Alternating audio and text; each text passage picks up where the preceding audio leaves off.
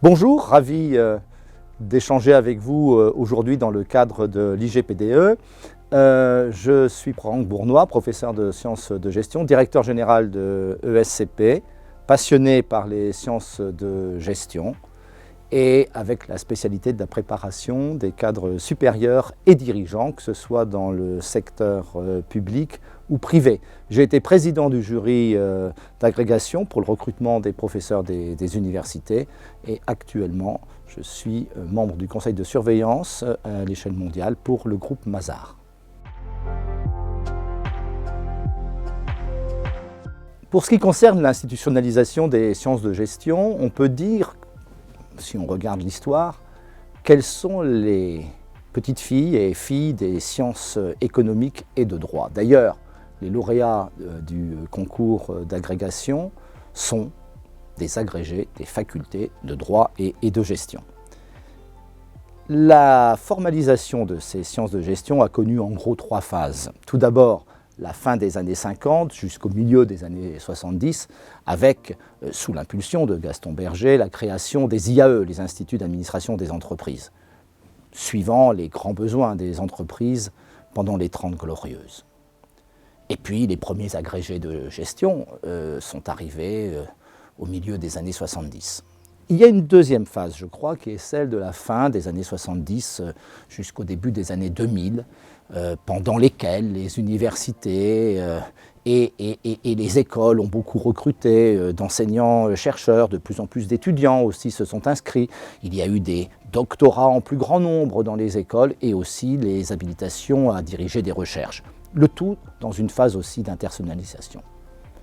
Et puis il y a une troisième phase qui est celle qui va jusque des années 2000 à maintenant. Le champ des sciences de gestion progresse, ils progressent dans leur territoire, management public, management privé, mais aussi on voit la poussée des écoles, des business schools, qui sont dans une harmonie croissante avec les universités, obtenant d'ailleurs pour les écoles de gestion le grade de master et le grade de licence. La discipline est en situation de maturité avec un recrutement croissant pour les maîtres de conférences dans les universités, pour les professeurs associés dans les écoles. Les effectifs passent de 40 000 à 160 000 en 20 ans dans les écoles. Et puis le nombre de chercheurs en gestion produit une masse de publications de plus en plus passionnantes à l'échelle mondiale.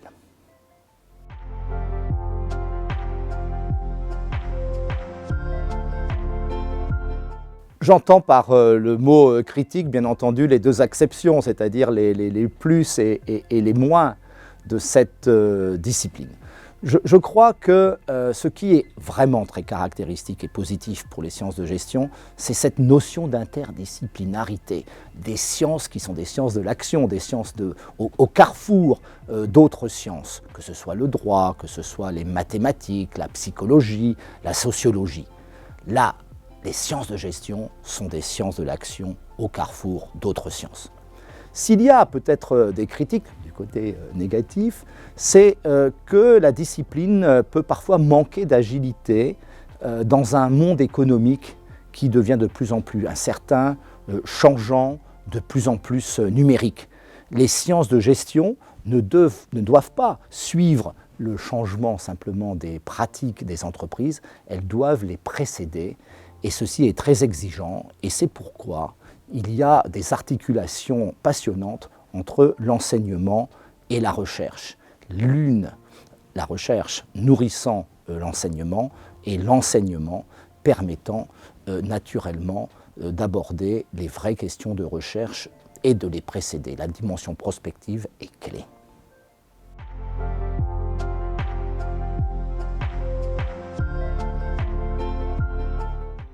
Si la gestion avait un drapeau comme un pays, ce serait en effet le mot compétitivité et performance qui caractérise la gestion.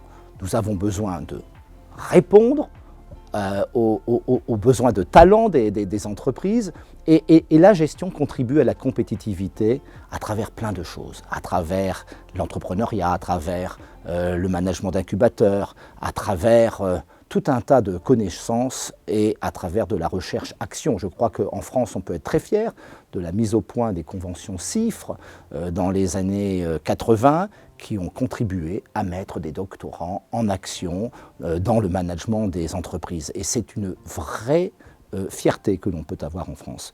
Le recrutement impose aussi pour les professeurs dans les écoles et dans les universités d'avoir des spécialités, de pouvoir interagir avec les praticiens. Et d'ailleurs, dans les cas de recrutement, on fait très attention à l'expérience professionnelle. Personnellement, en tant que directeur général de ESCP, j'impose à partir de la rentrée 2022 que tous les professeurs recrutés devront avoir au moins une année d'expérience en entreprise dans leur domaine, en plus, bien entendu, de leur capacité de chercheur. La performance, la recherche de compétitivité est au cœur de ce que doivent mobiliser les acteurs, enseignants, chercheurs de sciences de gestion.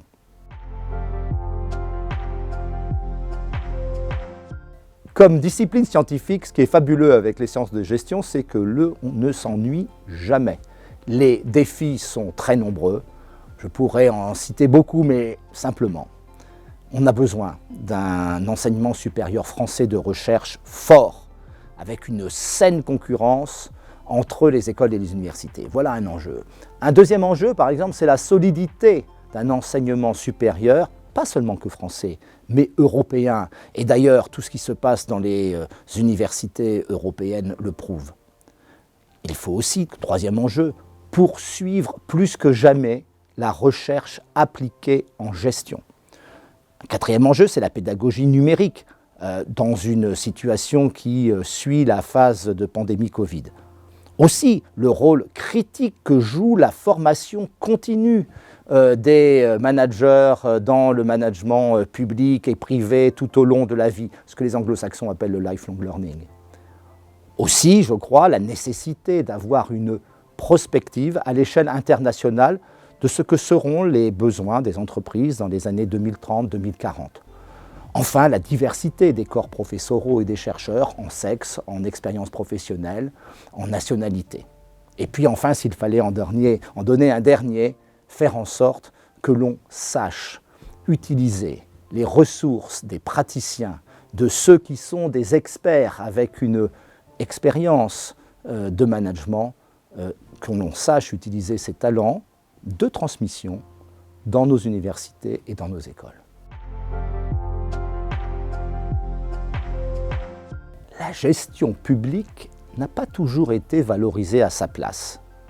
Il faut qu'elle occupe encore une place de choix. Elle est apparue un petit peu au cours de l'histoire comme minoritaire en nombre de spécialistes, mais c'est vraisemblablement une gestion complexe. La gestion, si elle concerne toutes les organisations, elle concerne aussi beaucoup les organisations publiques, plus complexes encore une fois que les organisations privées. Pourquoi ? Parce qu'il y a des questions de moyens, des questions de marché public, des systèmes de rémunération peut-être moins flexibles, la place importante des partenaires sociaux et puis des statuts de personnel. Toutes ces problématiques ne sont pas nécessairement celles des organisations privées. Heureusement, de nombreux spécialistes sont apparus dans les écoles, dans les universités, et qui se sont employés à développer le management public, comme à travers l'association ERMAP, l'association internationale de recherche en management public, avec des spécialistes comme, parmi d'autres, Patrick Gibert et Véronique Chanu, ou encore aussi à ESCP ici, Jean-Michel Saussois. Oui, la recherche en gestion a directement alimenté cette modernisation de l'État, parce que de nombreux cadres de l'État se sont d'abord eux-mêmes formés après des formations antérieures dans les universités et les écoles. Ils se sont spécialisés dans de grands secteurs, avec des diplômes pointus dans le monde des ressources humaines, dans le monde de la logistique, dans le monde des achats, de la comptabilité, du contrôle de gestion. Et puis cela a fait croître les spécialistes enseignants de gestion. Et puis dans des secteurs différents de l'État, que ce soit la défense, la justice, la culture. C'est une très bonne chose car le cœur de la gestion, c'est bien l'allocation de ressources rares. C'est un exercice très difficile et la gestion, pour moi, s'apparente beaucoup à la médecine, car on fait en permanence des diagnostics, des choix de traitement, des remèdes appropriés, des pronostics aussi sur le futur et la transformation des organisations. La transformation, c'est un mot qui est au cœur de la recherche en gestion et ça a véritablement apporté à la modernisation de l'État. Je suis marqué par le nombre de congrès, de colloques qui sont menés et par cette énergie qui existe à promouvoir le management public, comme vous le faites d'ailleurs à l'IGPDE de façon remarquable. Ça se fait aussi à l'étranger. Je me souviens que le Premier ministre suédois avait monté toute une structure pour voir comment on pouvait importer d'autres pays européens des bonnes pratiques en matière de management public. C'est fondamental et je pense qu'il faut que cela continue dans les années qui viennent.